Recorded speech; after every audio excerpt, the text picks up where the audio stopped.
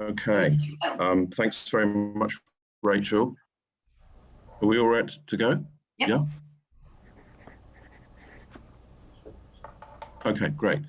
Well, welcome everybody this evening. As you know, this evening is a conversation that is going to take place shortly involving Rachel, myself, and John MacKay. And so I'm just going to say a few words of introduction to John because he has a particularly interesting intellectual background. Some of you may be aware of it, but some of you may not. And to some extent, it informs some of the questions that we're going to be putting to him. It is an enormous pleasure to be hosting this event. And thanks very much, John, for being with us this evening. John is Professor of Film and Media Studies and also Professor and Chair of Slavic Languages and Literature at Yale University. His intellectual interests are particularly wide-ranging and impressive.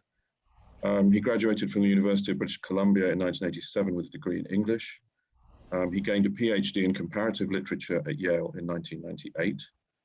And since that time, he has published a number of monographs, articles, essays, and blogs, aside, of course, from the work which forms the subject of our conversation this evening, which is his Dziga Vertov Life and Work, Volume 1, 1896 and 1921, which has been published by Academic Studies Press in 2018. I'm not going to list all the publications that belong to him this evening because they're too voluminous. They're all listed on his website at Yale, which I would strongly encourage you to consult if you're interested in pursuing his work further. But I'm going to mention some of the highlights which relate to the discipline of cultural studies and film and media studies. So as far as his monographs are concerned, we have a monograph entitled Inscription and Modernity from Wordsworth to Mandelstam, which appeared in 2006, published by Indiana University Press. And we also have True Songs of Freedom, Uncle Tom's Cabin in Russian Culture and Society, which appeared in 2013. Courtesy of the University of Wisconsin Press. As far as his articles and essays are concerned, he's written very widely about Vertov, and I'm going to mention just three, and this is in chronological order. An article entitled Film Energy, Process and Meta-Narrative in Dziga Vertov's The 11th Year, 1928, which was published in the journal October in the summer of 2007. An essay entitled Frame Shot, Vertov's Ideologies of Animation, which John co-authored with Mikhaila Mikhailova, which appeared in a volume entitled Animating Film Theory, which was edited by Karen Beckman and published in 2014. And last but not least, The Truth About Kino Pravda, or Censorship as a Productive Force, which was published in the e-journal Kino Kultura, issue number 55 in 2017. He has written widely on other aspects of film and film theory. So, for example, a chapter essay entitled Built on a Lie, Propaganda, Pedagogy and the Origins of the Kuleshov Effect, which was chapter 12 of the Oxford Handbook of Propaganda Studies, which appeared in 2013. And also, very importantly, Montage Under Suspicion, Bazin's Russo-Soviet Reception, which was an essay which appeared in the collection entitled Opening Bazin, Post-War Film Theory and Its Afterlife, which was edited by Dudley Andrew and Hervé Joubert Lancin, which was published in 2011. As you'll see from John's website, he regularly writes notes on various aspects of contemporary Russian or recent Russian film. So you will see his notes on Alexander Sapkourov's Krug Vtaroy, or Second Circle, which were uploaded on 2015. Similarly, on Alexei Balabanov's Brat, or Brother, in the same year, an obituary of Alexei German, and most interestingly, a series of introductions and translations of the writings of others, Imre Kertész, on Who Owns Auschwitz, Sigrid Krakauer, on the two Chaplin sketches, Walter Benjamin, Rudolf Arnheim, and Theodore Adorno, also on Chaplin, makes for a very, very rich contribution to a whole range of issues and commentators and critics writing about film. At this stage, I'm going to hand over to Rachel, who is going to introduce the volume itself. Thanks. Thanks, Phil. I'm just going to share my screen so that you should be able to see the lovely cover of the book. Can you see that? Phil, can you nod? Can you see the book? Yeah. Okay, great. So this is the book that we're sort of here to talk about tonight with John. As Phil said already, it's the first volume of a projected 3-volume study. It's the first English language biography devoted to Vertov, and it covers the first 25 years of the filmmaker's life. So it takes us from his birth on the 15th of January 1896 to the end of 1921. So by this time, he had started to work in the nascent Soviet cinema industry, but he hadn't yet made any of his major films or written any of his most significant theoretical texts. So MacKay's stated purposes in focusing on this period of the filmmaker's life are to attempt to uncover, and I'm quoting here, the beginnings of the historical object called Vertov. So to trace the trajectory of his cinematic and theoretical practice, and to attempt to assess the influence on his filmmaking of the various contexts in which he lived and worked. So the familial, the social, cultural, ideological, and historical. So we have an introduction, obviously, which refers not just to the present volume, but also to the volumes 2 and 3. And we're going to be asking a few questions about the material that John covers in the introduction later. And then there are 4 chapters, each of which cover a period of his life. So chapter 1, which covers the period 1896 to 1914, explores Vertov's pre-war life with his family. At this point, he was known as David Kaufman, his given name, and they lived in Białystok, an industrial, largely Jewish city in what's northeastern Poland. Chapter 2 explores the years that he spent as a student at the Petrograd Psychoneurological Institute between 1914 and 1916, where he made a number of very significant personal connections, was exposed to ideological trends that shaped his artistic approach and worldview. Chapter 3 takes us from the autumn of 1916, when Kaufman was drafted into the army, up to the spring of 1918, when he began working as an office manager and a bookkeeper in the Moscow Film Committee. And finally, chapter 4, which covers the period 1918 to 1921, examines Vertov's early experience in newsreel and other modes of non-fiction filmmaking, and his involvement in propaganda and agitation as a worker on one of the legendary Agit trains that traveled across Russia and Ukraine during the Civil War years. So you can see that while Vertov remains the book's focus, and he is at the heart of the book, MacKay's concern to explore the historical context and the other context he grew up in ensures that the work goes much beyond this one person, and also tells the story of an entire generation whose formative years coincided with some of the most momentous events in Russian and world history. So we're going through the First World War, the October Revolution, Civil War, and the emergence of the new Soviet state, and other events as well. So that's the book. So we're really delighted that John would be with us tonight to talk about this. And I'm going to hand over to Phil to ask his first question. Okay, thank you very much, Rachel. John, question number 1, as you know, is a general question, which I think will interest a great number of people here, which is, at what point in your academic career did you become interested in Vertov, and why? Right. Well, first of all, before I answer the question, thanks so much, Rachel and Phil, for your very, very generous introduction. It's very kind of you to say all of that, and also for inviting me to speak. And also thank you so much to everybody here who came and to listen to what we're going to be talking about. And I really am looking forward to the conversation that we're going to have all together. First of all, just in response to the question, though, I first saw Vertov, Man with a Movie Camera, as a graduate student when I was in Comp Lit at Yale it would have been 1993. I was a teaching assistant in Charlie Musser's Intro to Film class, a class which I now myself teach, and it was a pretty dark 16mm print without any sound of the film, and I remember having an absolutely splitting headache, going somewhere to have a drink afterwards and being, again, sort of probably predictably dazzled by the film, but also confused. After that, I saw enthusiasm on, as well as Jay Lida's selections from the Kino Pravdas on this tape that many of you may remember. There was this tape that circulated that had both those films on it and so forth. A very interesting object in itself.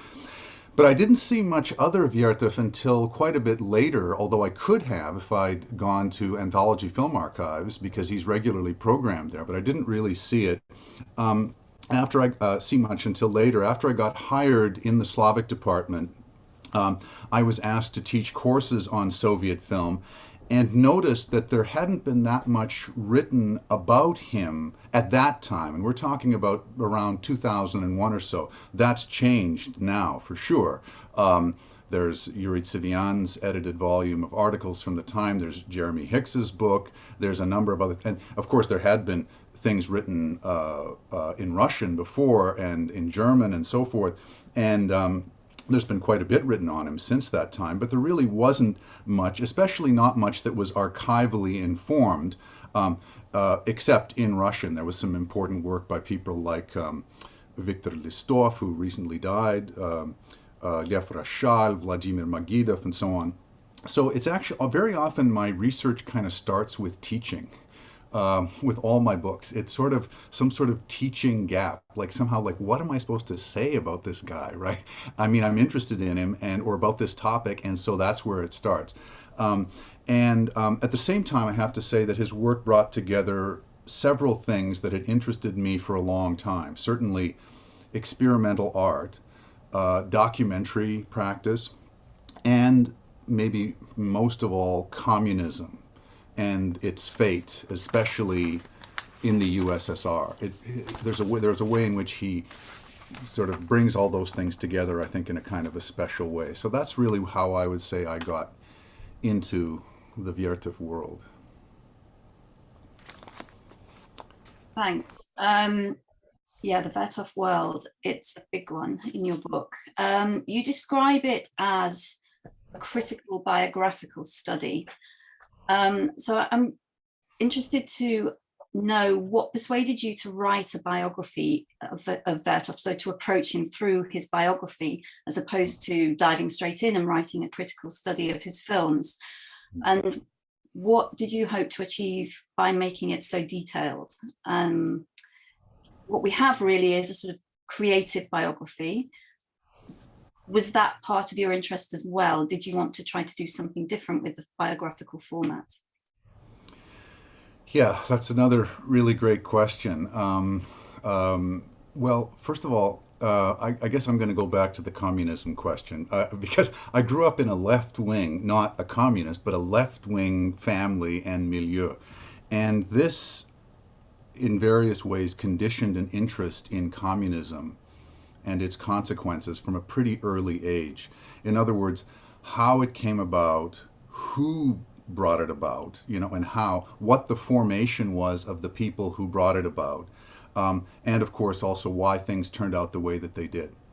So there's a kind of more general interest in this phenomenon, and the people who actually created it. Okay, and Vertov gave me a chance to explore these questions via film, but I came to realize that it was actually necessary to actually look at the film. You had to look beyond the film. You actually had to look into his formation, especially if you really took the politics, his political pronouncements, and the project that he was engaged in ostensibly seriously. Okay, so this meant that I had to become a film historian of sorts, and even a sort of historian of sorts. I worked actually in historical archives, and this was not my training by any means in graduate school at all. I really am an autodidact when it comes to this kind of work. Maybe that shows in the book too, I'm not sure. Vertov, again, he seemed a natural choice for this kind of exploration. I confess I didn't really think that hard about writing about anyone else. He was a natural because he so adamantly associated his own practice with the revolution, because he made such strong claims about what a revolutionary film practice should be. And so I wanted to figure out where his preoccupations and his practice emerged from and how distinctive they were as well, which I think is a very important question as well, how distinctive they really were when one thinks of the larger panoply of documentary filmmaking at the time. There were colleagues who had a big effect on me too. I was once having a conversation with my former colleague in history, Laura Engelstein, whom some of you may know for her work. You know, she wrote a huge volume just recently on the Revolution and Civil War called Russia in Flames. And we were talking about Vertov, and I was probably going on about something sort of abstract in general. And she looked at me and said, "John, stay close to him." And this stuck with me. And I've kind of tried to do this. Actually, it may not look that way, but I've tried to, even when I sort of veer out to try and contextualize, I try to always find a hook in something that I know, that I think I know about him specifically. And that's something that I think is also maybe leads inevitably to having a kind of biographical backbone to the book. Another experience was, for years, I taught a course at Yale called Russian Culture, the Modern Age, which looks at Russian culture from Peter the Great to the present. I co-taught it with my colleague Paul Bushkovich. And I sort of did the cultural parts and sort of music and literature and so forth, and he did the history parts. And we tried to think about these things together. And this had a big impact on my thinking about Russia and just generally how to do this kind of work, I have to say, just teaching this course, in part because he's such a fabulous lecturer. So the term creative biography or even critical biographical study, these are kind of placeholders, I guess, a kind of name for a book that included biographical historical narrative, discussion of the creative work, the films and the theories.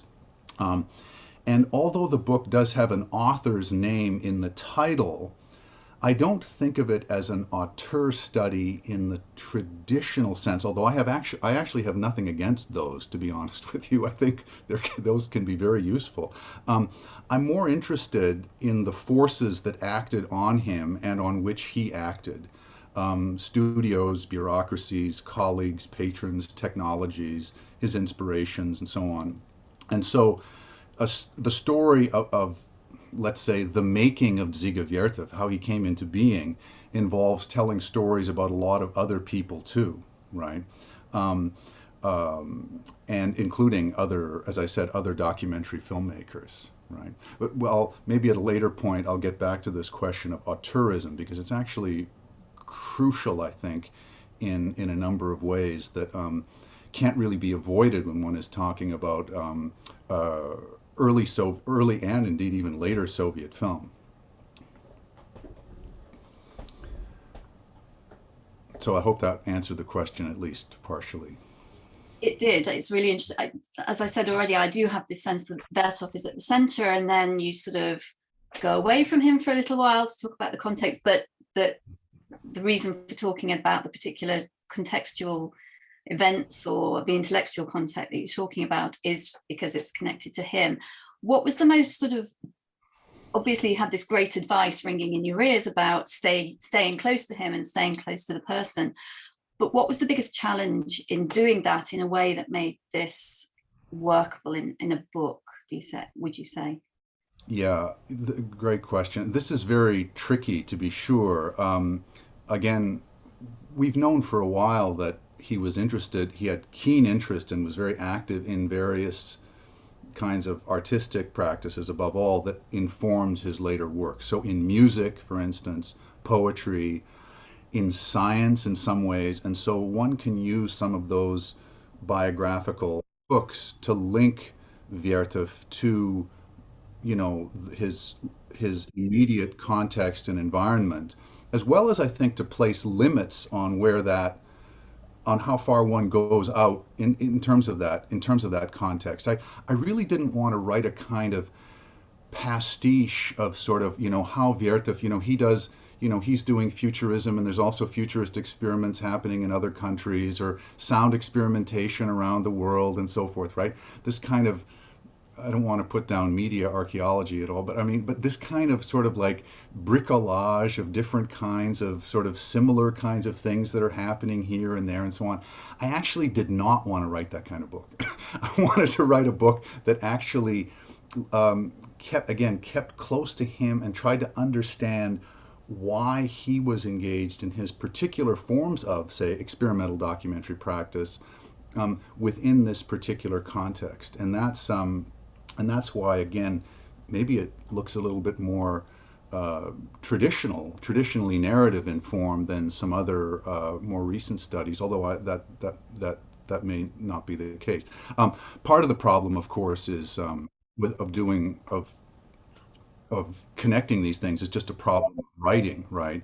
How to expand usefully on what we know about Vertov's interests in, say, futurism or sound, as I said, without creating a kind of pastiche about sort of futurist experimentation generally, and of course how best to arrange everything, and that's always a problem. And in fact, the book has a kind of progressive regressive structure. So you'll notice, well, the introduction, of course, actually, which is the very last thing that I wrote in that book, is actually looks at basically a lot of things that happened after he died, right? So from 54 to sort of around the mid 90s, more or less. It doesn't really go past that, to be honest.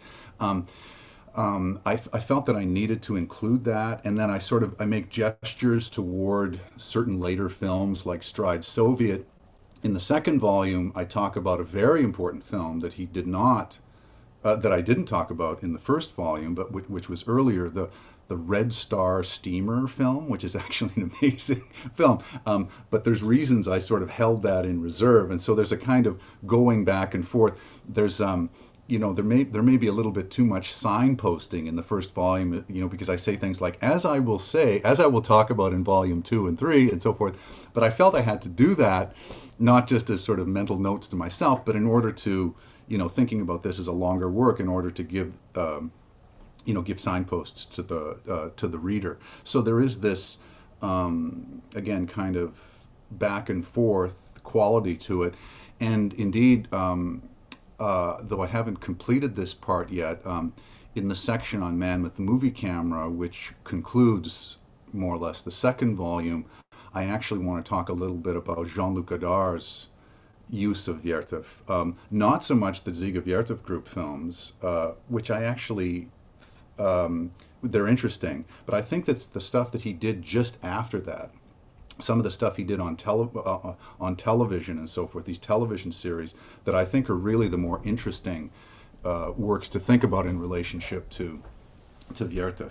And again, this is in the incipient stages, but I do sort of make gestures toward that as well, right? So again, making this work is a kind of problem of writing that's a little bit unpredictable, and hopefully it'll turn out okay.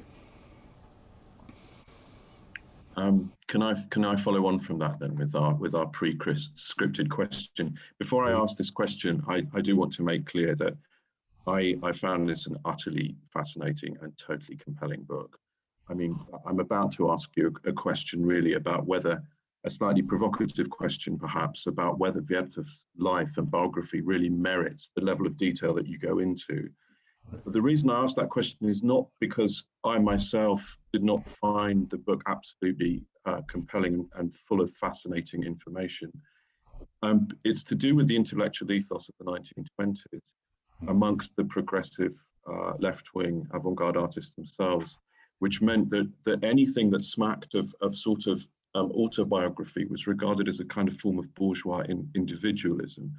And therefore, my question to you is really, what do you think Vertov would have thought about your first volume? Do you think he would have welcomed it? And what did you discover along the way about his life that for you became so compelling in terms of his later life and intellectual development? Yeah. Well, these are I'm going to just divide my answer into two parts because I do think there are two questions there, both of which are fascinating, both of which I've thought about. I mean, they're really super important, including does his life really merit such detailed investigation, right? Of course, there's a certain strange, I don't know, almost sort of process that starts to occur once you begin investigating a life, a life and body of work with a certain amount of detail. It becomes hard to back away from that and to sort of treat it in a more distanced and somewhat thinner way. And so that's maybe part of what's going on here. Just one thing to say, though, is that his aspects of his biography have already proved important they've been important to existing writing on his films and writing about his theories and his personal formation. So, for instance, one of the reasons I spent so much time in the city of Bialystok at the beginning was that I wanted to really get away from any idea that this place was just this kind of tiny little shtetl in the middle of nowhere where there was nothing going on and so on, boring and this and that and so forth. That's something that one sees you'll see that depiction in various texts and so forth and so on. It's very, very, very far from the truth about this place, which was just this kind of exploding, very, very active, interesting site, very, very important as well. And so that's one reason I wanted to spend so much time on it, as well as to kind of zero in on the kind of formation that I think he had within this very, very diverse space. But there are other questions like the importance of the Psychoneurological Institute, which I think I didn't really get to the bottom of, to be honest with you, in part because I couldn't access the archives of that institute. There's more to be said about this, a lot more actually. There are also cruder biographical questions. I mean, really crude ones, like was he a kind of Stalinist stooge, or was he a kind of dissident avant le mot type? I mean, this type of stuff, right? I mean, that's sort of familiar in our field, right? But I mean, those are questions that have kind of inflected work that's happened. But in relationship to your main question, this is the one about this sort of anti-bourgeois individualistic ethos of many of the filmmakers of the 20s, not least Vertov, at least at certain points. This is a great question, and it brings us, among other things, it brings us into the question of the relationship of Vertov to constructivism and its ideologies, right? Which is probably maybe the clearest space, if you think of Maria Goff's work on this, where really there is this kind of rejection of the category, the artist, a full-scale embrace, a sort of rejection of representation, which is not so easy to do in cinema, right? And a rejection of the category of art itself. Now, the truth of the matter is, of course, is that in the 1920s, with the help of Alexei Gan, Ismail Urazov, and other people, Vertov was pretty good at creating a kind of vortex of attention around himself. Unlike Alexei Gan, well, at least Gan as a filmmaker, and this gave him a certain kind of notoriety, respect, and clout, and established him as a kind of author. And here I want to acknowledge and especially because she's in the room here, Maria Bielodubrovska's incredible work on the night. Hi Maria, so great. On the way that a certain kind of author-centeredness that kind of started to develop in the 1920s actually persisted as a major part of the way films were made within studios and so forth later on in the 1930s, and frankly even beyond. Okay, that in contrast again to the truly sort of collective industrialized kind of thing that you got in, say, the Hollywood studio system. And so there is paradoxically enough, there is a kind of auteurism or author-centeredness that Vertov was participating in. Now, at the same time, there was a moment around the end of 1924, the beginning of 1925, when he really did seem to be wanting to create a kind of a relatively, though not completely, decentered network of Kinoai correspondence. Okay, and this would build on the existing pioneer and worker correspondent organizations. And he wasn't able for a variety of reasons to really develop this, but it actually was not without certain consequences. There were people who actually became part of the film industry and because of this work actually on the part of Vertov, and really were sort of pulled into interesting kinds of cultural work. And this is of course part of the story of the second volume, and it's a very interesting and fascinating aspect of the Vertov story, right? But he did soon enough become someone who was preoccupied with creating works rather than networks, if I can put it that way. As far as what Vertov would appreciate or not in my narrative, well, it might depend on when you'd ask him the question, I think, right? That is at what point in his life, right? Now, certainly in the 1920s, he wouldn't have appreciated my mentioning that he'd been in a Tsarist military musical academy. that he wouldn't have liked, right? Even probably what his real name was, because he kind of presented himself as a new Adam of the revolution and so on. Although even in the 20s too, he did write about his personal travails, especially in a piece that wasn't in the 1966 Soviet edition, but it was in the East German edition, interestingly enough, called He and I, which is really remarkably sort of confessional about his problems as a filmmaker. And I hope to include it. I'm in negotiations with the press to do a new edition of Vertov's writings in English, and that's a must. I mean, that piece definitely has to go in. It's really one of the most remarkable things that he wrote. And later on in the 1930s, he was quite given to autobiographical reflection and self-myth making and so on. Still later on, I mean, here I'm even thinking, frankly, basically posthumously, he was worried, I think, about whether he'd have any kind of legacy whatsoever. So perhaps, at that point, he would have been okay with what I'm doing. So there was an evolution in Vertov that is in relationship to his own sense as an author. And it was certainly by the middle of the 1930s, he was no longer saying, for instance, these famous things like, I'm not a director, I'm like the supervisor of the experiment or whatever, right? And so he was no longer speaking in those terms by the mid 1930s, right? But in the 20s, yeah, even in Man with a Movie Camera, right? He's not credited as director, he's credited as, rukovodитель эксперимента, right? This kind of thing, right? So it's a different kind of thing. Okay, thank you. Thanks very much for that answer. Yeah, great, thank you. Listening to you talk about what Vertov might have thought, it's obvious that, well, you talk about him as somebody that you feel I think, and that's the impression that comes out of the first book as well. We get a sense of who he was and what made him tick personally, I think. So I'm just wondering how long you've lived with him sort of in your mind, and how long you've been working on the book, how long it took you to research it, but also just to say a bit about what stage you're at with volumes 2 and 3 and when they're likely to be published.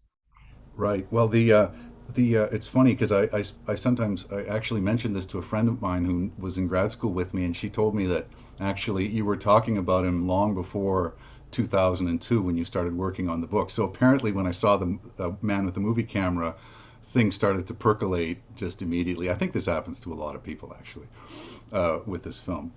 But I started research around 2002, as I said, without having any real experience with archival work at all. And I've really been writing the 3 volumes concurrently all that time, and have published 3 other books on totally different topics during the same period, okay? So for volume 1, which is the one that's out, right, that entire book was written, everything was like completely written and finished like years ago, except for the introduction. The introduction was really mainly written in the year 2016, but the rest of it was written way before that, maybe a decade before that, and hopefully doesn't feel too dated because of new research, but it could actually. I actually began my Vertov work with a study of enthusiasm that I hadn't intended to publish, but circumstances compelled it to appear a little bit early, and that essay, which is in Kino Kultura, was, as far as I know, the first study of any Vertov film that was really deeply informed by archival research. There's a small work in Russian about the Lenin Kinopravda number 21 that does as well and so forth. But this is really the first time that anyone, I was lucky, I guess, to have the chance to really apply the archival material to a film. The longest period that I had to do archival work was 2 months. I did one 2-month stretch, but most of it I did in little 2-week stretches, mostly in Moscow, but some in Petersburg, Grodno, other places, including Yale. At Yale, we have the Boris Kaufman Archive, which has some amazing stuff, actually, not just about Vertov by any means. And right now, I have to finish for Oxford a very short introduction to film theory, which is harder to write than Vertov. Trust me, it is impossible. Film theory is very hard to write about. And then I hope to get the other 2 volumes out by the end of 2023. Again, a lot of it, hundreds and hundreds of pages are there, sort of, that just need to be sort of filled in. And the last volume is going to conclude with a kind of experiment where I sort of drop the chronology in a way, and I hope this is going to work. And I'm going to talk with contemporary artists whom I've been in touch with, and some film scholars and theorists about what Vertov means to them today. So people like Marina Razbieshkina, I've been in touch, Trevor Paglin, people like that, to talk. I was in touch with Chris Marker actually about this before he died and so forth. So in email correspondence. So I sort of want to sort of shift gears radically. Again, making that work is going to be a problem of writing. So yeah, that's where I am, I guess. Okay, John, this is the $1,000,000 question in some respects, which was, what was the response of your academic publishers when you first pitched to them? I'm asking this question only because you know what the response of most academic publishers would be to a kind of 3-volume biography of a filmmaker. It doesn't matter who it is, with the exception possibly of Orson Welles. But when you first approached them, was it already 3 volumes? No. Okay. No. So I'm not going to go into the somewhat sad details here, but it was more of an organic process. So originally I had another publisher and I pitched a 1-volume study. I imagined something pretty big. Like I say, I'm not going to get into the mournful details, but that publisher didn't respond to any of the chapters that I was sending them as I was sending them material, and they just stayed silent. And as they stayed silent, the book just grew and grew, okay? And when I informed them of how the project had expanded and changed, they summarily just gave me the boot, okay? I'm not going to say who this was. But luckily, one publisher, Academic Studies Press, took a strong interest in a project of this scope, and I'm really, really very grateful to them, because I don't think I'd have found another home for the book, at least not with a US-based publisher. That's my own sense. So thank you, Academic Studies Press. That's the answer to that. I think it's great that they have given you the space that you needed. I really do. And one of the aspects of that I appreciate the most about the book is its footnotes. I love a good footnote, and your book has so many good footnotes. So you don't just use them to document the sources that you're citing. I think you use them as a way of getting around this desire not to just be, oh, he was interested in futurism, this is what was going on, so you do give sources for people who want to follow that up, so it saves you from having to rehearse it all again. But they're also, at times, they're little annotated biographies and filmographies in their own right. So there's a footnote that lists all the musical scores composed with for Man with a Movie Camera, for example. There's another one that lists all the work published in English and Russian on early Soviet mobile agitation, agate trains, boats, and other vehicles, and so on. So this is sort of a similar question Phil just asked, but how easy or difficult was it to persuade the publisher that all of these footnotes were needed, and that they were going to be really one of the work's most valuable features for its readers? Right. I love the way you asked that question too. First of all, it's quite remarkable. It wasn't hard at all. And I thank Academic Studies Press for being so willing to go along with this. Um, I do hope that the footnotes make some sense. I mean, both in terms of their content and their size, their scope. Um, for instance, so take Man with the Movie Camera, the instance that you gave. Well, Man with the Movie Camera is a musical film in a variety of ways. It's actually musically structured. The images are actually musically structured in various ways. He was himself extremely interested in sound image connections and so forth, and this type of thing, and certainly in sound. And the various soundtracks that have been attached to it have attracted a lot of attention. And there's been some opposition to having any soundtrack. I was present at the Museum of Modern Art when Peter Kubelka really went after the idea that there should be any music attached to this film because it has its own music inside, right? There shouldn't be a soundtrack, right? This is a certain kind of, I would say, modernist attitude toward the film, right, and so forth. Vertov would not have agreed with that, just to be historically clear. But that is one way to think about it. So the question of music and which music is attached to that film is really significant. In some cases, I have a long note about the restoration of Kino Niedziela, right? And I figured it was important to get the main details out there, given, first of all, that I'd done some of the sort of reconstruction work, not all of it, okay? Given that Kino Niedziela was important for other films that he made, like Anniversary of the Revolution and History of the Civil War, which Nikolai Zvolov has done all this amazing work with as well since then. And given that, of course, now that many of the Kino Niedzielas can be seen online in good versions, courtesy of the Austrian Film Archive, so people can actually, you can actually work on these things in a way, right? But I had to trim the note. I had to think about those notes a lot. I had to trim them, and as you were saying, I really think of them more as provocations to future research more than anything else, rather than as anything complete, I guess. Yeah, I think we do work like that, definitely. I love some of them are nearly a page long. I think it's great. That's true. Yeah. I believe fundamentally in footnotes. They've been an enormous pleasure to me reading your notes. I wanted to turn the conversation a little bit towards your use of archival sources. It's not uncommon, especially in the discipline of history, for academics to employ an army or small group of researchers to do their archival work for them.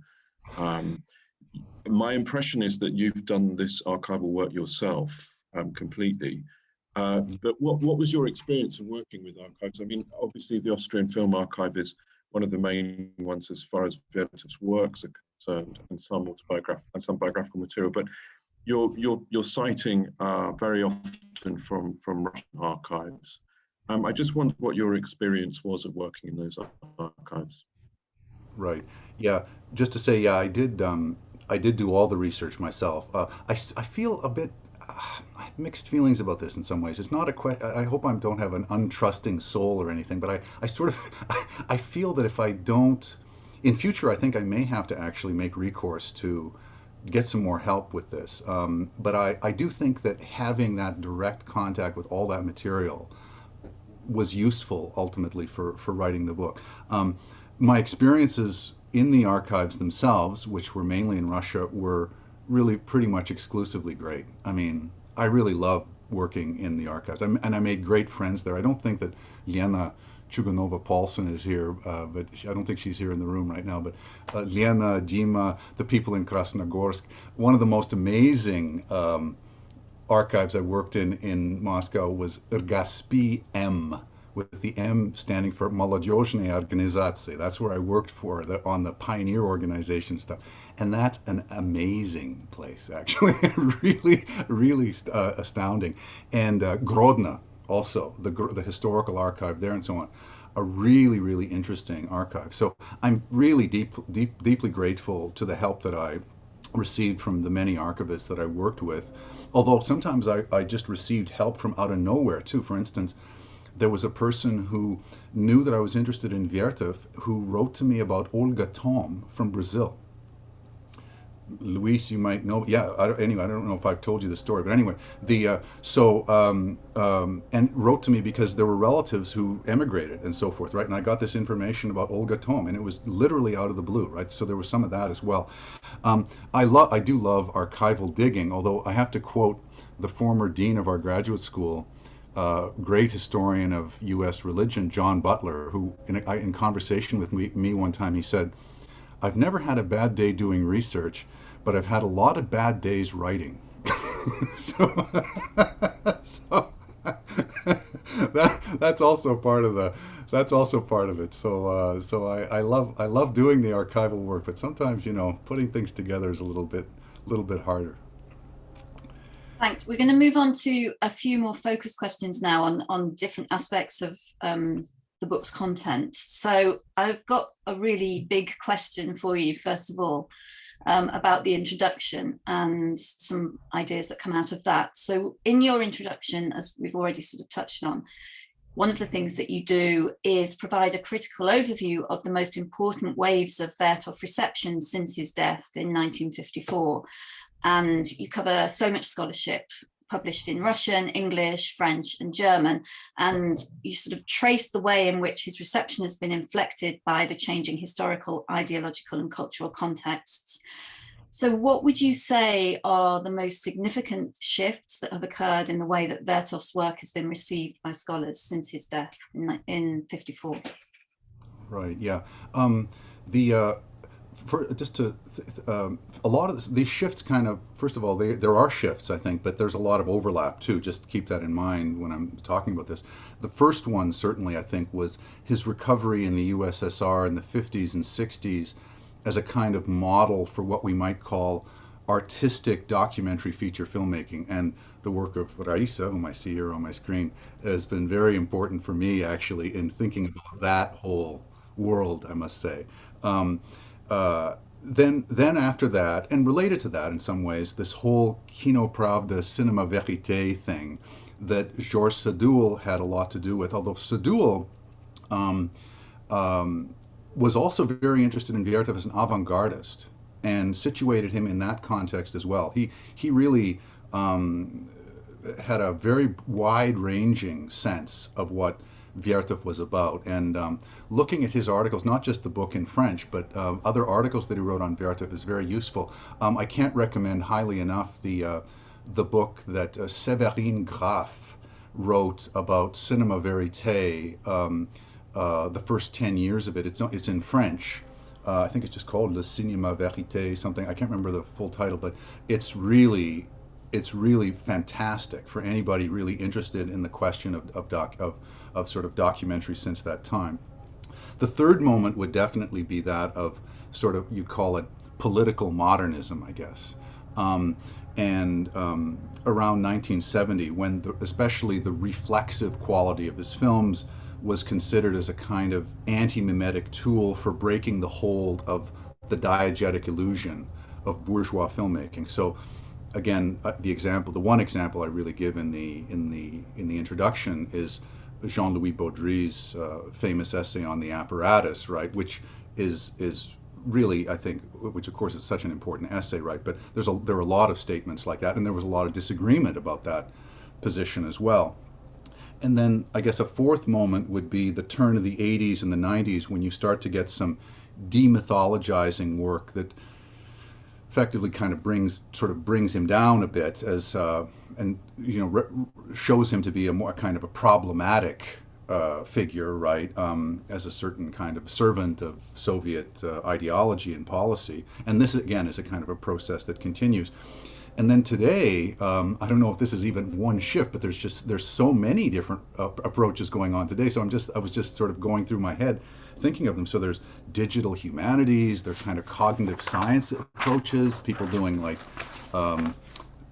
distributed intelligence studies, media history, new materialisms, certainly Russian and Soviet cultural history, more philosophical, theoretical treatments like Oleg Aranson's book, Malcolm Turvey. Some of this has been influenced by Deleuze's few but very incisive comments on Vertov in his cinema books. As well as Vertov as a kind of, this is something I mentioned because I'm interested in it myself. Vertov is a sort of thinker about historiography and and how one arranges and thinks about time, historical time. And there's a wonderful essay by Phil Rosen, whose work has influenced me an awful lot, that that I would single out in that particular respect. So so there were several fairly discrete shifts, and now we really are in a moment of great heterogeneity and of approach, which I think is great.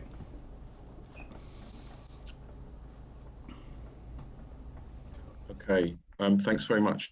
John, I'd like to ask you about Vertov's Jewish ethnicity, because your description of his upbringing, his family, his education in Białystok is so interesting. And at various points in this first volume, you're careful to punctuate or refer to moments either where Vertov took a direct interest in the specific question of Jewishness, but also what was happening broadly, certainly during the Civil War, in which there were countless atrocities, pogroms perpetrated against Jewish communities in southern Russia and Ukraine. What I wanted to ask you was, looking ahead slightly, and thinking about the volume of Vertov's development from 1916 onwards, how important do you think Vertov's ethnicity is to his intellectual development as a sort of progressive left-wing artist? And I was particularly interested in your account of the possible reasons why he changed his name from David Kaufman to Dziga Vertov. And one of those you posit as perhaps, as I quote, a kind of flight response in the face of widespread anti-Semitism. I wonder if you could just comment on that a little bit more. Yeah, let me do that. And so on. Can I just one slight bracket, because there's one thing I forgot to mention in relation to Rachel's previous question. So on.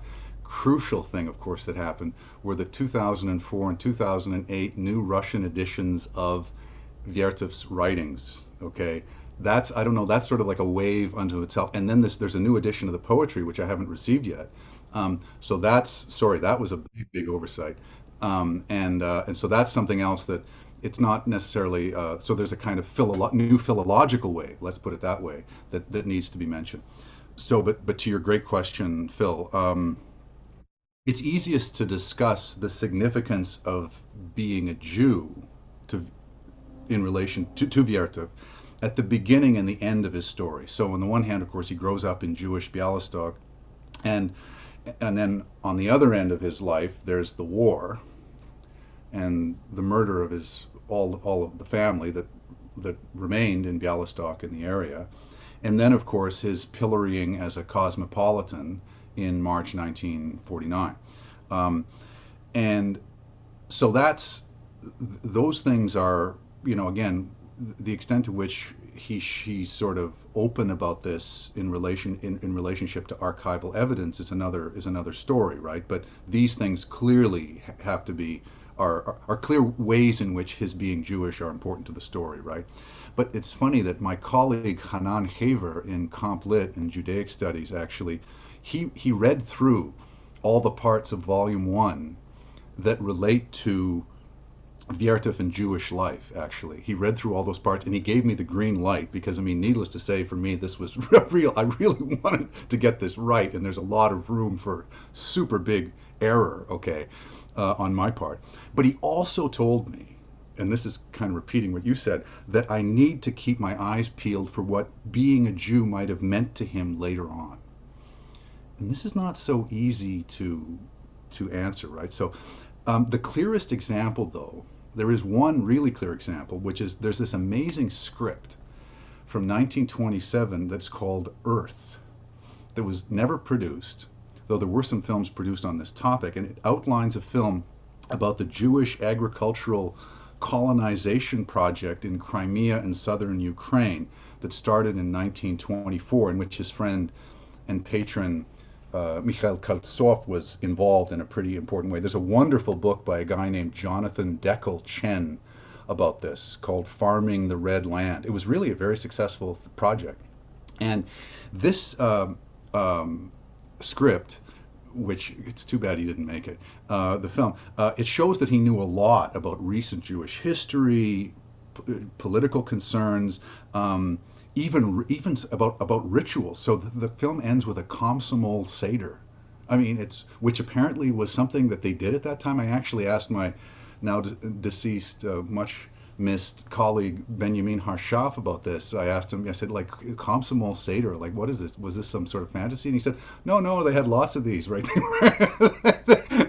This was something that was part of a certain kind of assimilation of a part of the Jewish population into Bolshevism. I mean, okay, go figure, right? So he outlines one of these things. So there are these moments. That one is a really strong one. But basically, this is the question that you're asking is one that I've always got to keep in the back of my mind, I think, when I'm writing. Certainly, Vertov never denied his Jewish ethnicity, like on forms and so on. He would indicate, Yevrei, right? This is what he would say, right? People knew that he was a Kaufman. They knew he was, Mikhail Kaufman's brother, right? But how important was this? I'm not sure how much he cared about it. I asked Sieda Prumpianskaya, who knew him, and I talked with her for hours about this. And I asked her about this question, and she said he was an internationalist. he was this was her word for what she thought his kind of basic ideology was. I guess this wouldn't be surprising. And as far as this thing about the flight response to anti-Semitism goes, yes, I believe that was likely part of the reason for the name change, but it was also at the same time a kind of futurist gesture, right? You think of Velimir Khlebnikov and all these other kinds of name changes, and I don't know, maybe these two things are these sort of futurist gesture and the flight from this sort of anti-Semitism of the past. Maybe they're somehow two versions of the same thing. I don't know. I mean, it's just interesting to think about the reasons for these name changes. But this is a big question that I'm hopefully going to be able to answer satisfactorily. That's brilliant. I like the idea of identifying as an internationalist. Here in the UK at the moment, we're completing the census forms, but I missed my opportunity to write that as my identity because I completed it last night. I want to ask you about some of the other individuals who we are introduced to in the book. So for me, when I was reading it, one of the most interesting features was the way that there is a close focus on people whose influence, you argue, shaped Vertov's future film work in various ways. And for me, the character who sort of stood out the most, I think, was Vertov's maternal aunt, Masha Galpen. She sounds like an amazing woman. She was a graduate of the Women's Medical Institute in St. Petersburg. She gained her medical license in 1912. She worked in Minsk during World War I, organising medical aid for refugees.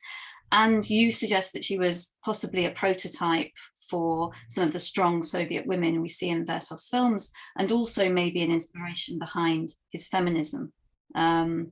She also, I think, gave Mikhail Kaufman, Vertov's brother, his first camera. So she was obviously inspirational in that way as well. But which of the figures whom you write about as having had an influence on Vertov do you find the most interesting? And if you had to isolate maybe one of them or two at most as having had the greatest influence on Vertov's future film work, who would you pick and why? Well, that's a great question. Certainly, as you said, Masha Galpern would certainly be one. And there's a lot of information, especially in the Boris Kaufman archive, that really testifies to her extraordinary centrality to this whole family. When they were still, in the Pale of Settlement, and then later she emigrated to Palestine in the 30s, and then later on, I mean, she was clearly just a kind of beacon for this family. And she also made efforts to figure out what happened to Vertov after. She wasn't even sure if he died. She wrote to Iskustve Kino in the late 1950s to find out what had happened to her nephew and so forth. So she was a formidable person, right, and so on, and this thing, and you know, of course, Vertov's feminism. I mean, it's not the feminism of, you know, today in certain ways, but there's something very real about this, actually. I mean, as one looks at his scripts in particular, the consistency with which he focuses on women's lives and women's work is really very, very striking. People even kind of made fun of it. There's a I can't remember, is it 34? No, it must be 35, 36 in one of the film journals. There's a big kind of what they called how would you even translate this? A družeski šarš, like a big kind of a caricature of all the major filmmakers at the time. And there's Vertov standing there, and he's wearing a tie, and on the tie is 8th of March. Right, so that he was, so that this was his rep, right, as being preoccupied with women, right. So certainly him, certainly rather Masha, also Boris Kaufman and Mikhail Kaufman in different ways. You know, I'm in terms of the first volume, I mentioned Balchansky, of course, a lot. Grigory Balchansky, much understudied, very important, interesting figure. This guy, Vladimir Wagner, who may have introduced him to filmmaking in the Psychoneurological Institute, is a very intriguing figure. Olga Tom, about whom we don't know enough, to be honest, but I think was very important to him, both emotionally and in other ways. I mean, she was a real musician. And I think that must have been a deep connection for them. I mean, he was trained too, but she was trained in a way that he wasn't. She corresponded with some major musicians, right? But in terms of the larger, sort of who are the most influential, I would have to divide it into two things, sort of institutionally and then artistically. Institutionally, there's no question the most important figure for him was Mikhail Koltsov. I don't think there's any doubt. He's the one who really got him in. At various points, he appealed to Koltsov for help, and after Koltsov is arrested and is murdered, I think Vertov had fewer places to appeal to in order to get things done within the Soviet system. So that's one. As far artistically, I think I'd have to say probably Mayakovsky, especially the Mayakovsky around 1916, 1918, that period, right? That would be, and you know, some of the other futurists as well. Although he did love Walt Whitman too, and I sort of, you may have noticed, I kind of Whitmanized Vertov by giving the chapters epigraphs from Whitman, but that's also because I love Whitman, and I think he kind of fits. But I'd say so Koltsov from an institutional perspective, and Mayakovsky, who may stand in a way for futurist practice more generally too.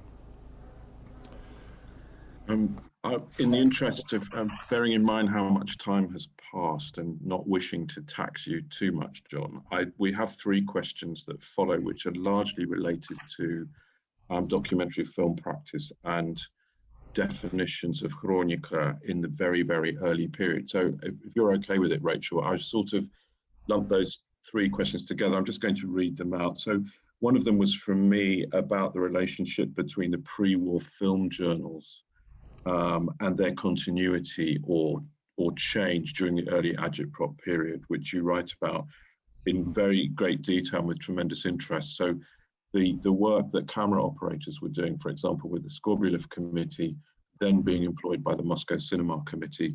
So that's a question about continuity or discontinuity, but also about the definitions of early chronika. And so the next question was about chronika and our understanding of what it actually means, which for those of you who aren't familiar with John's book, John spends a great deal of important and fascinating time teasing out the multiple nuances of this term as far as documentary film practice is concerned. And I wondered if you could perhaps comment on that a little bit more. And lastly, I did want to ask, although it's not actually on the questions list, so I'm guilty of cheating here. When you produced this first volume, presumably the anniversary of the revolution, Godovshchina Revolucji, had not been reconstituted, so you didn't have access to it. You only had access to the individual films, right? Yeah. I did. Sorry, I didn't catch the last part of your question, Phil. It was about the reconstitution of Godovshchina Revolucji, right. and just presumably you Yeah. didn't have access to that when you were writing this first volume. But No. I suppose my question is really, can you say a little bit more about the Vertov's beginnings really as an editor and member of the Moscow Cinema Committee?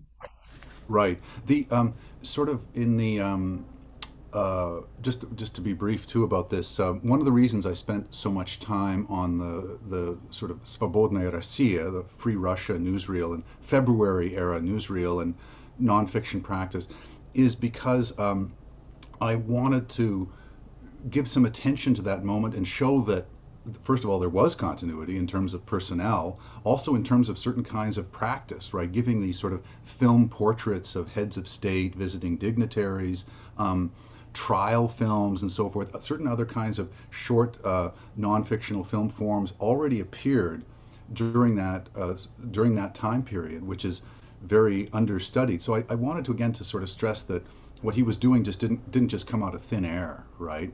Or not just him, the early Soviet, nonfiction filmmakers, right? So that's part of the reason for that.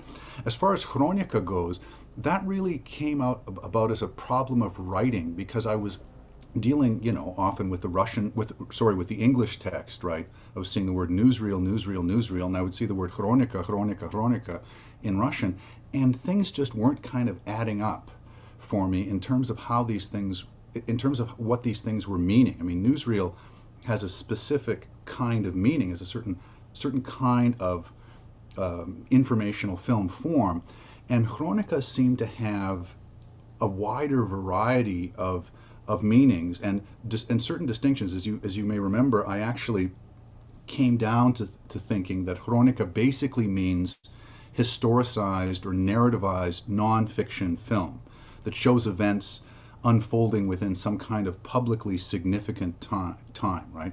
So different, in other words, from what the Russians would have called a vidovaya, right, or a scenic film. So pictures of elephants running around, or kids, those kinds of sort of actuality spectacles that don't have that kind of even sort of minimal historical significance. And then on the other hand, distinguishing it from newsreel proper, because newsreel could actually contain stage stuff, fictional stuff, animations. I mean, newsreel could contain all kinds of things. One sees that, especially in the early 1930s, when there was this kind of wild experimentation, even with sound, in newsreel. And so one of the reasons I stress that is because Vertov sort of plays with these distinctions in his films, especially in 1/6 of the World, where footage that might seem to be simply scenic or just kind of touristic turns out, wait a minute, actually the woman, washing the clothes and so forth, or the kid playing with the Arctic fox, they're also participants in the building of socialism, right? So he's playing with the boundaries between what is and what isn't historically significant, right? At least this is the way that I read this term, right? And so on. And again, I should say too that this whole preoccupation has led to another project that I'm working on, which is I want to get together a group of people to work on global film and media terms, right? And thinking about the effect of translation across languages, like what does documentary mean really, for instance, in Japanese? How does it, or montage, or what words are, how is the pie cut up in various languages? And this is a huge problem when one is dealing with, for instance, translations of film theory, right? Like what does découpage actually mean, for instance, right? In French, I mean, we have a specific way of translating it and so forth, but I'm very interested in these kinds of intersections of linguistic difference and differences and actual practice. Okay, and so that's what I would say about that. And then I wasn't sure. Maybe I did answer sort of answered your question, maybe a bit too hastily, but yeah, no. You have very much answered the questions. There were two from me and one from Rachel, but I sort of lumped them together. I'm just wondering, and I'll hand over to Rachel now. So we have a few questions left, but rather than monopolizing everything. I think maybe we could move to some of the questions in the chat if you're okay with that, Phil. But there is one I would just like to ask, and it's quite a quick question. I'm just going to try and share my screen again. I wanted to show you, it's not there now. Okay, maybe I'll come back to that. So, unless it will work now. Right, okay, so can you see my screen? Not yet. Wait a minute, no, I can't yet. No. Ah, yes. Yeah. Ah, yes. Yeah. So this sort of takes us away from the conversation so far. So John, when we asked you to send us your bio and so on for this talk, and we asked you to give us an image to illustrate it, you didn't send us an image of Vertov, you sent us an image of Yelizaveta Svilova from Kino Pravda 19 from 1924. So I just wanted to ask why that image? Why did you choose to illustrate the discussion tonight with an image not of the man himself, but of Svilova? Well, yeah, it's a good question. I love this image, I guess. I often return to it in my mind, I guess. I mean, a number of reasons. She's not really much in the first volume because they didn't really get together until a little bit later, but Svilova was the one who really kept and organized the archive that made the writing of the book possible. She was his creative partner from around the time of the Kino Pravda 14 onward, and earlier, of course, there's this funny, legendary, but true story about her editing of this crazy avant-garde film he did called The Battle of Tsaritsyn, which doesn't exist, which apparently was like a kind of proto man with a movie camera in certain ways. And certainly she was the person most responsible for making sure that his reputation was repaired and restored after his death, right? And as you said, the particular image is from Kino Pravda 19, which is actually a kind of rehearsal for the ending of Man with a Movie Camera. For those of you who've seen it, you'll notice the relationship very clearly.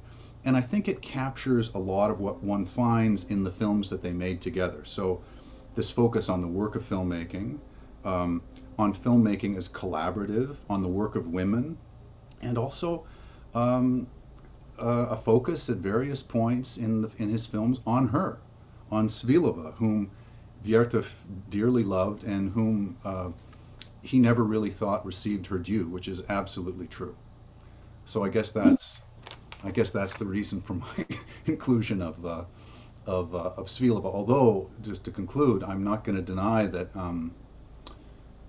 isolating the contribution of Svilova, I mean, they work together, but sort of getting closer to her own ideas and thinking and et cetera and so on is very, very difficult. It's one of the other challenges that one faces and so on, because she effaced herself in certain ways in relationship to Vertov, in part because after he died, she was so preoccupied with bringing him back to public consciousness and restoring his reputation that there's a certain way in which she sort of backs away and sort of steps behind him in a certain way.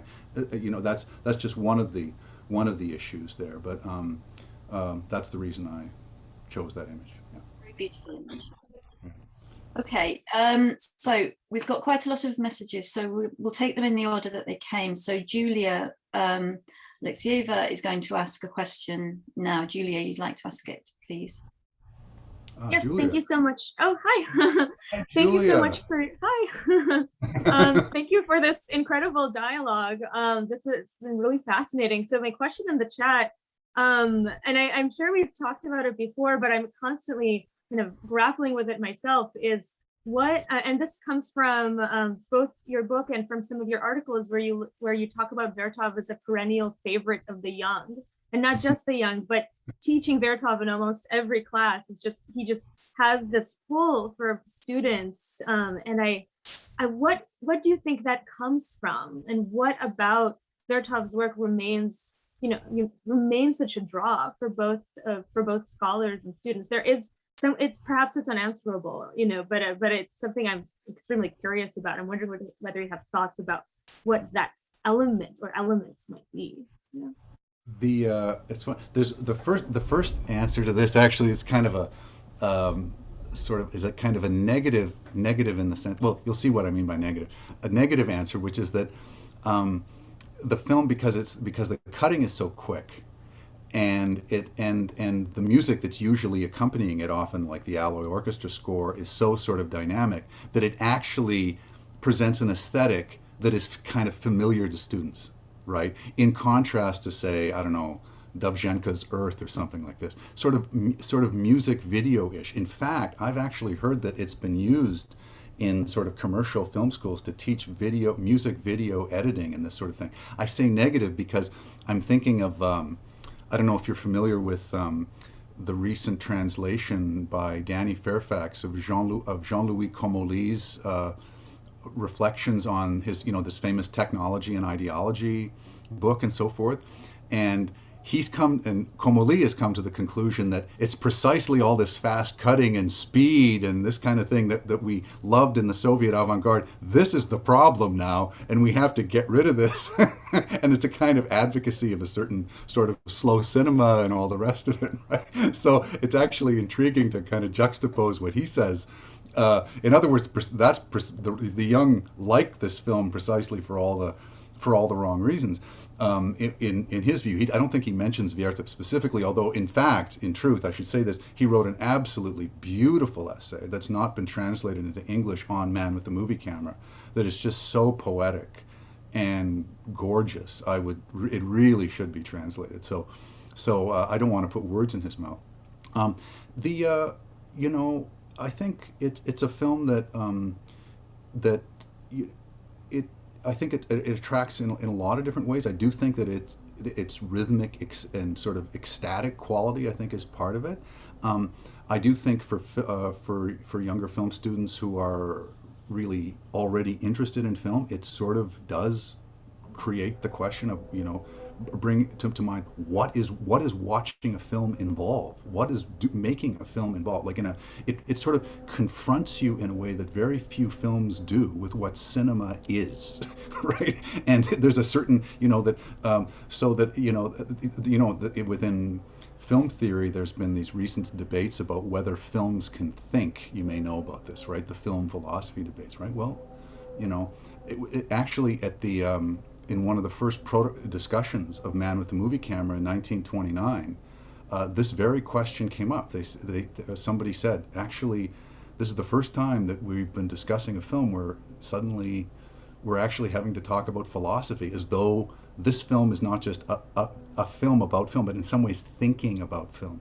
So that may be part of it as well. But I think I'm affirming what you said, Yulia, that I don't really have a good answer to that question. Thanks. The next question was from Michael Witt, who said that he'd like to hear a bit more about the question of auteurism in relation to Vertov that you raised early on in the conversation and said you might return to. So maybe if you could elaborate a bit on that, Vertov. And Right. Yeah.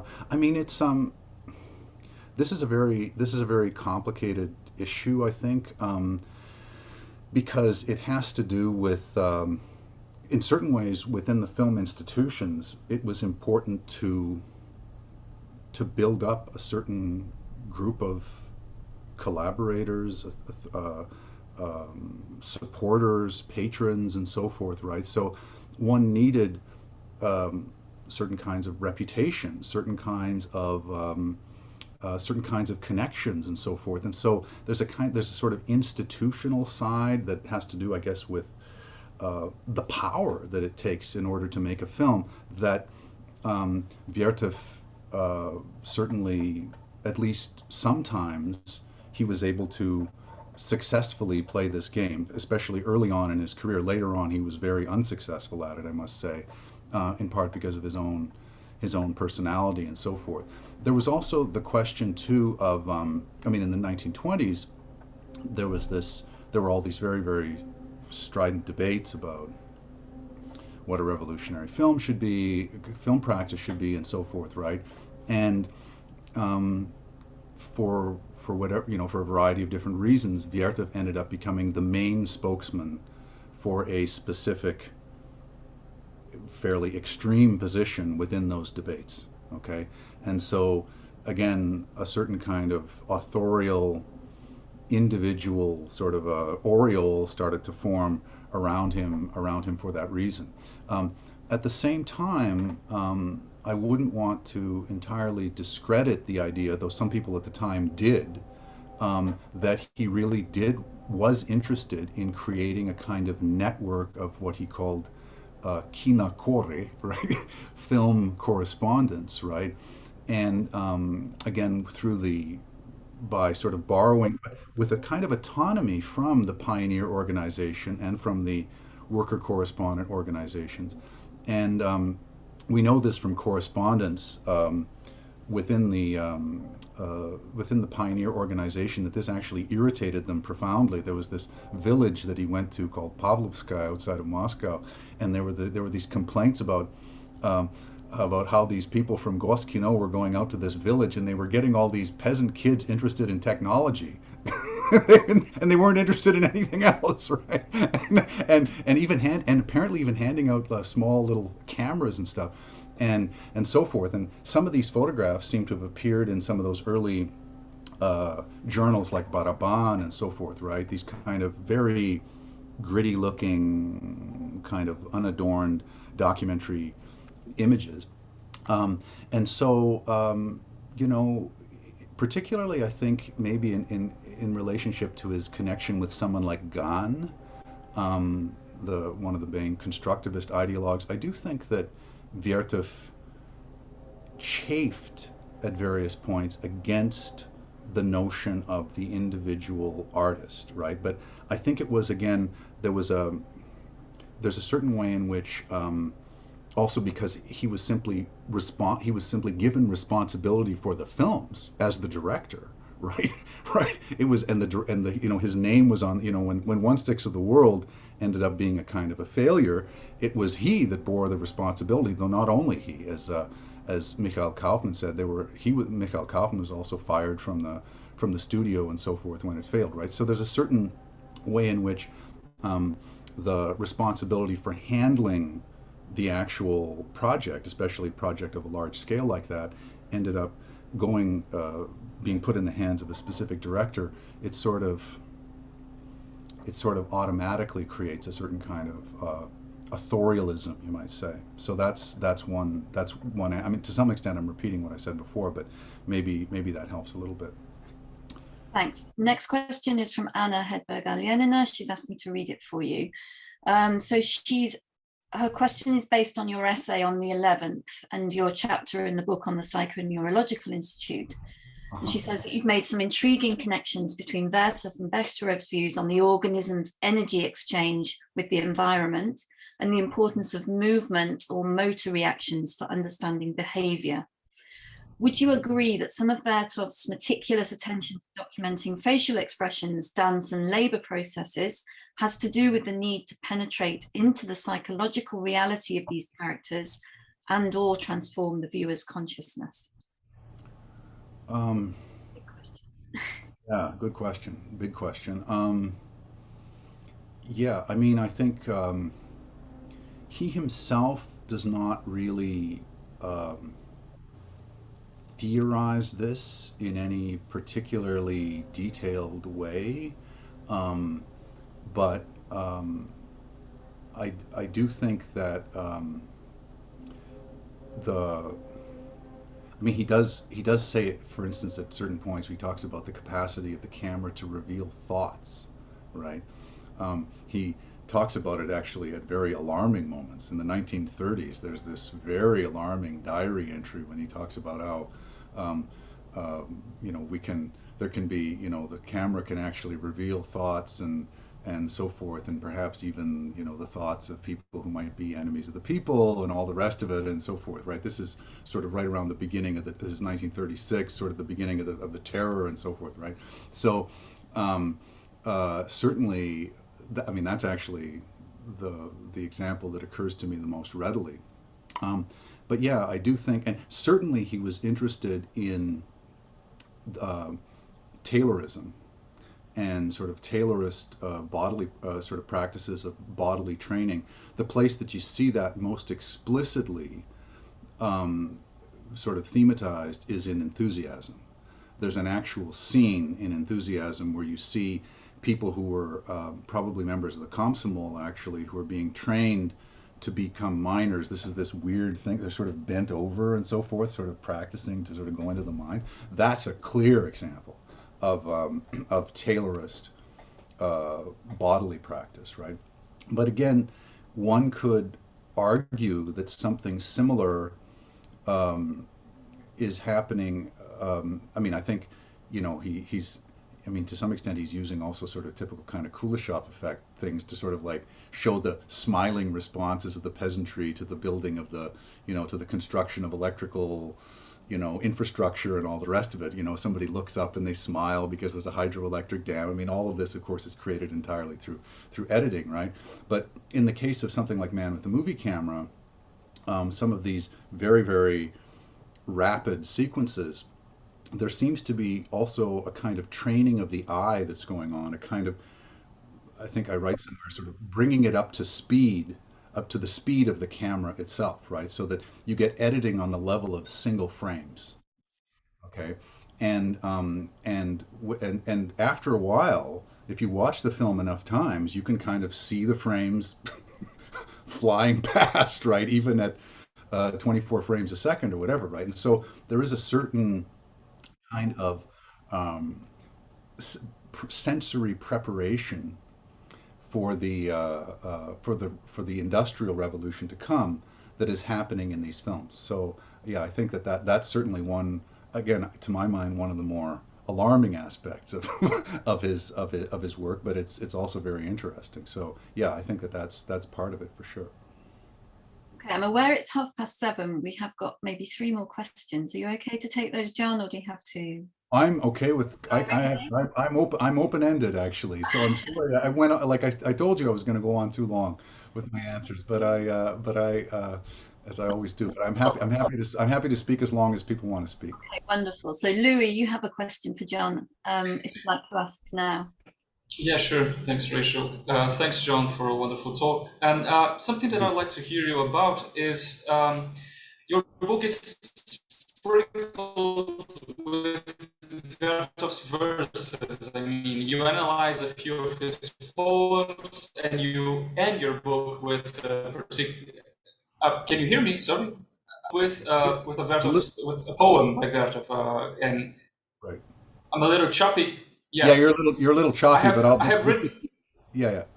You've written it. Yeah. Sorry. Yeah, maybe Rachel can read my question. I have sent it. I think. No, I can see it. I can see it, Louise. I can see it, Louise. Okay. So yeah, okay.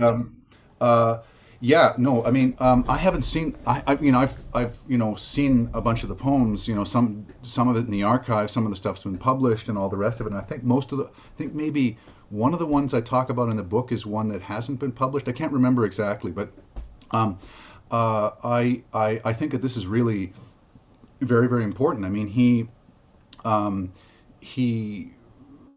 I think took himself reasonably seriously as a poet. I mean, he never really tried to publish his poetry. His poetry becomes increasingly less experimental and more sort of epigrammatic and sort of almost kind of like little jokes, usually very sad jokes as he went on. But I do think that that attending to that is really, really important, particularly, I guess, in this first volume. It's places where I see in his poetry a certain kind of adoption of futurist practice, right? Where he's sort of treating the word in the futurist sense as a kind of material to be organized, right, on the page, sonically, and so forth, much like the kind of thing that he would do later with celluloid. And so that I'm hoping when this book comes out, when I get this book in my hands, that I'll be able to do a little bit more work with that. But as I indicated earlier, I do think that poetry was an absolutely central art form. Contemporary poetry was a central art form for Vertov, as was music. Yeah. Thank you. Ross, your question now, please. Hi, John. Thanks for the great discussion. You talked about Vertov's fixation with feminism, and as we also know, his style overall fell out of favor with the regime kind of in the 30s with, you know, incoming with socialist realism and everything. But how, to what extent do you believe that the filmmaker's social views also impacted his relationship with the regime, given Stalin's increasingly reactionary social policies? Yeah, I mean, it's an interesting question. I mean, and a tricky one. My own sense is that Vertov pretty much, I guess there's two sides to it. So for instance, when the kind of pronatalism that started to emerge in the later 1930s and so forth, it seems as though Vertov actually was on side with this, that this was not something that he was particularly opposed to, okay? He, so I think the reasons for his, the troubles that he had later are multiple, actually. Part of it was he upset a lot of people in the 1920s, I think. I mean, he really did have a lot of fights with people, and they sort of left certain kinds of lingering bad feelings. Another thing was, certainly I already mentioned at the end of the 1930s, the loss of some, not just Koltsov, but other major patrons like Kirill Shutko and some other people, right? So the loss of patronage was a big part of it, actually. It's interesting to think whether or not maybe his focus on women might have been part of this. I don't really see that as being, you've actually given me something to think about here, that could also be perhaps another reason why he may have fallen out of favor, although there were films that were made that celebrated, for instance, women pilots and all that kind of thing. Another thing, though, that is important to keep in mind is that his health started to fail. Starting around the mid-1930s, he contracted some sort of weird disease, some sort of sickness when he was making 3 songs of Lenin, and his teeth fell out, or most of them fell out, and he doesn't seem to have really fully recovered from this, and that was part of it. And then there was this series of bad luck things that happened. There were projects that were either he couldn't make the way he wanted, or then they were canceled. Then the war came, and he basically stopped presenting ideas for new projects after about 1944. And this would have been around the time when he would have found out for sure what happened to his family in the Bialystok area. And he suffered a nervous breakdown when he was in evacuation in Almaty. We know that for sure.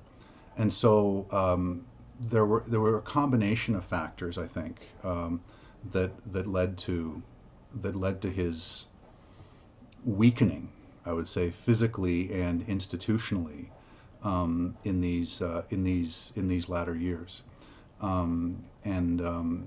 But I wouldn't, in terms of his specific idea, he frequently would cite Stalin, for instance, right? But his in these later years, but his citation of Stalin was always totally utilitarian. So, for instance, my favorite example, there was this agronomist named Tsitsin who was very famous, and Tsitsin did all these fancy, made discoveries of various kinds, and Stalin, in a conversation with him, said, "Experiment more boldly." And Vertov said, "Aha! Stalin said, experiment more boldly." So he grabs onto this thing and says, "Look, Stalin is saying experiment more boldly," right? And so he cites this all the time, right? So this is so is that believing in Stalin? I mean, that's a specific kind of, again, utilitarian grabbing of something that is a statement made by the great leader of the country and so forth for specific personal artistic purposes. And he did this a lot, not to mention, of course, citing Lenin and all the rest of it. And he wasn't alone in this, right? And there's, I think, a fair number of people who've written on the function of the Soviet ideology, have talked about these things, right? This question of the sort of the blurry boundaries between belief, getting something done, and survival, right? Right, that there's, and making distinctions between these things is not so easy, I think. So maybe, hopefully, that helps to answer the question. Thanks. We've got 3 more, I think, and then we'll let you go. But the first one is Elias. Would you like to ask a question? Elias, yeah. Hi, John. Sorry. Hi, hello. Great to see you. Yeah, I guess I have sort of two questions in mind, and you can choose if you want to just like ignore one of them, or give a really quick answer. That's up to you. One is you mentioned, you know, something about the contemporary reuptake of Vertov, in certain parts of the academy often focus on his sort of non-anthropocentrism, his interest in what, you know, the camera eye can see that the human eye can't, and so there's a sort of ecstatic, you know, some might say not, you know, anti-humanist or a new materialist or an ontology, you know, whatever, like that kind of Vertov. And I think in some of your writing, I guess I kind of wanted to maybe put you on the spot and like ask how in fact you situate Vertov on the question of like his interest in specifically anthropological versus, yeah, there's a whole you know flurry of terms, more or less trendy, that you could oppose to it. And the other one was you've mentioned this very briefly, but I know it's of great interest of you to you, and I'd love to hear you talk more about what you mean when you say that Vertov is a theorist of time and historiography. Yeah, I mean, on the second one, first of all, I guess it's the extent to which, or the extremes to which he goes to actually show, to sort of, this has to do with the reflexivity aspect, right? The extent to which he goes to show that temporality in film is a construction, is constructed, right? And that he makes you aware of this. He actually shows you people doing that kind of constructive work. This is really, I think, the key notion. In other words, that's what makes it not just a history, but makes it actually historiographic, right? That actually makes one aware. So that would be the quick one-line zinger about that, right? Of course, one could go on a lot longer about this. In relationship to the first question, though, and we could go along, I could go on about this more too. There's this amazing moment in one of the protocol discussions of Man with the Movie Camera, when someone asks him about the emotional effect of the film, because it was indicated that people felt emotionally affected by it, right?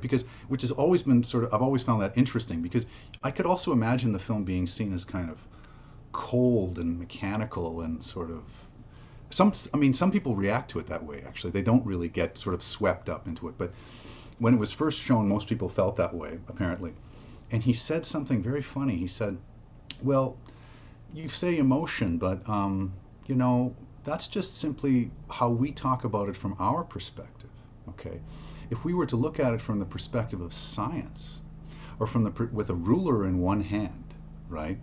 And if we were to think about, you know, sort of at a different scale, maybe it's not really emotion that we're talking about at all. Maybe we're talking about something else, right? I remember reading that and thinking, wow, well, that really is a kind of anti-humanist or sort of post-anthropological remark, right? It did seem pretty unquestionably that way and so forth. But then it's interesting too, and in fact, people in the you know, did kind of criticize him for this.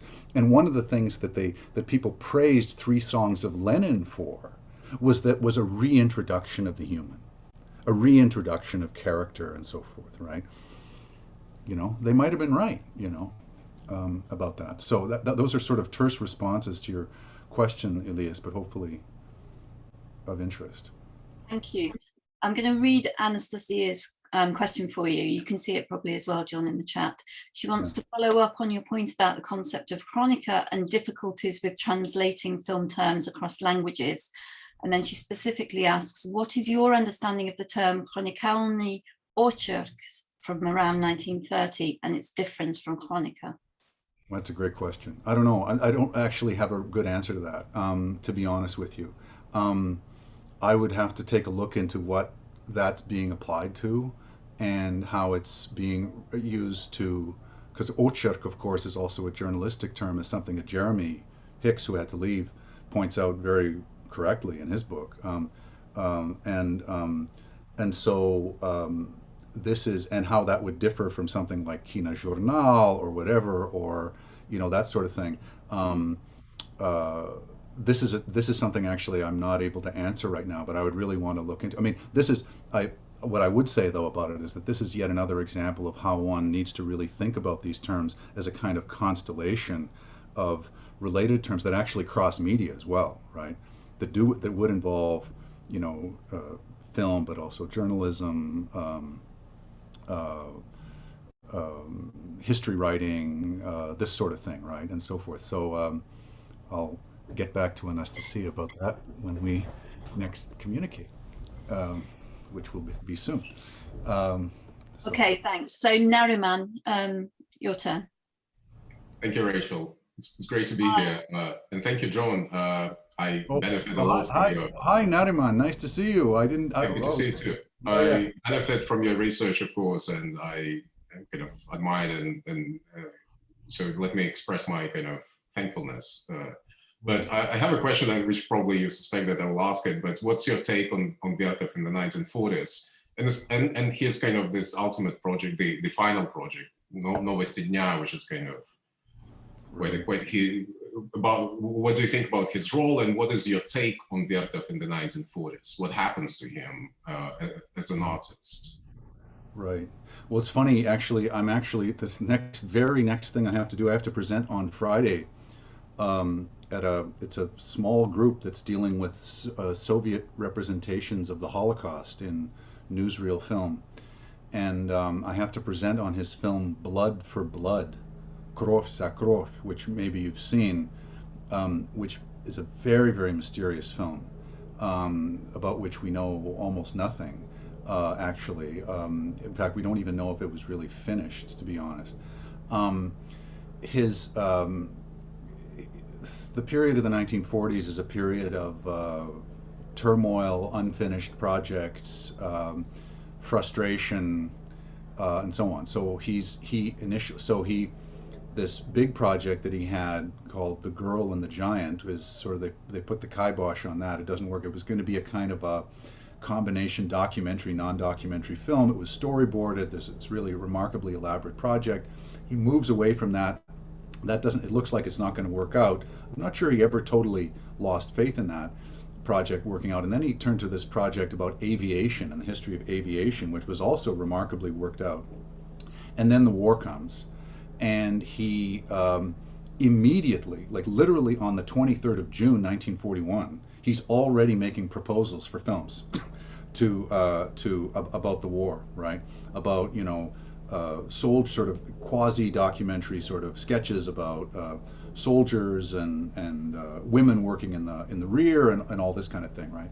And he manages to do some things, but then there's this very, very sudden evacuation, about this moment in October, the so-called Moscow Panic, right? The sort of 15th through the 17th of October, 1941. And with a whole bunch of other people, he's just evacuated out of the city. And then he ends up in Almaty, and he doesn't. And there, he of course he makes, as you know, of course, a film that you've worked on brilliantly, Tibia Front, which was a frustrating experience for him in a lot of ways. A film though that merits attention, I think, in a variety of ways, and I think that shows shifts in his approach to documentary, a certain kind of embracing of almost a more kind of a Flaherty style, sort of kind of acted, sort of getting non-professional actors sort of doing their thing, which of course he would have known about at that time, and in a sense was going to be relatively normalized, I think, within Soviet documentary. One other thing, though, that happened, and some people may know about this more than I do, he and Svilova worked on many, many issues of a newsreel called Soviet Kazakhstan, about which I know almost nothing. And Stieda Pumpianskaya said that they were basically just thrown into the dumpster. that they were not even shown. And we're talking about something like 40 issues, okay, of this newsreel. I've not seen any of these in Krasnogorsk, and I don't know if they even exist, right? But it's I think that there's no real short answer to your question, I remember, because of course the other part of the thing is that he's thinking the whole time about what's going on in Bialystok, right? And after the war, he was able to correspond a little bit, right at the tail end. He was able to correspond in writing with Boris Kaufman about their family, and I've seen that little bit of correspondence. But by that time, it was already pretty clear that everyone had been murdered, right? So it's a fraught period for him, health-wise, personally, in terms of what could be done. And I mean, the living conditions, he was constantly complaining about those. It was absolutely terrible, and so forth, right? So it's really the period, in a sense, when, although he manages to achieve something, I think, with Tibia Front, in a very interesting film, this is the point when he starts to lose his will to continue as a creative artist. Sorry to end on that, but his story does end on a down note. I hope that's. And Novosti Dnya, just briefly, what is your take? Sorry, yeah, Novosti Dnya, of course, yeah, and so on. Well, I mean, he worked on that. There's nothing particularly distinctive at all about his issues of Novosti Dnya the ones that I've seen. There's no real Vertov spark in those particular issues. I mean, other people might disagree, but there's nothing that I can see. Novosti Dnya was a real. This is where you do have a kind of, in contrast to the sort of fiction film, this is where you do have a true industrial form of production, right? Where there was where there was actually, Savilova's, her archives are very useful in this. There was an 11-day turnover period, right? Where they would, from the time you had the script and you had to get all the footage to the time you actually had to submit the film, 11 days. I don't know why it was 11 days, but it was 11 days. And you see many examples of these scripts going on. So he was essentially, I mean, on the one hand, I mean, I think he was artistically frustrated. On the other, during the war, at least, I do think that he was enough of a patriot, certainly, to think that he was still at least making some kind of film and in this way making some kind of a contribution to the war effort. Right, even if it wasn't the kind of feature documentary. I mean, he had many plans for all kinds of different films. He was going to make a special film, for instance, just about Nazi war atrocities, that never came about, and so forth. Right, so yeah. But as far as Novosti Dnya was concerned, that was certainly a demotion from where he had been, and certainly from where he wanted to be as a filmmaker. I think I've gone through all the questions in the chat. If I've missed anything, let me know somehow. So we just need to say, I think, a really huge thanks to John for giving us all of your time this evening and for answering all of our questions. We've got lots more we could have asked. We could talk about this for a lot longer. Phil, do you want to? Yeah. No, I just want to thank you. I want to thank you, John, for two things, really. First of all, the book itself, which is undoubtedly a landmark in the study of Russian and Soviet film studies and avant-garde culture. It's an absolutely incredibly interesting, fascinating, astonishing book, but also for talking so articulately and engagingly and the ways in which you've handled all of our questions. It's a wonderful way to begin this kind of format, it seems to me. It's a wonderful way of christening this, well, it's not a new idea, obviously, but it's a new idea for us. But anyway, thank you very much.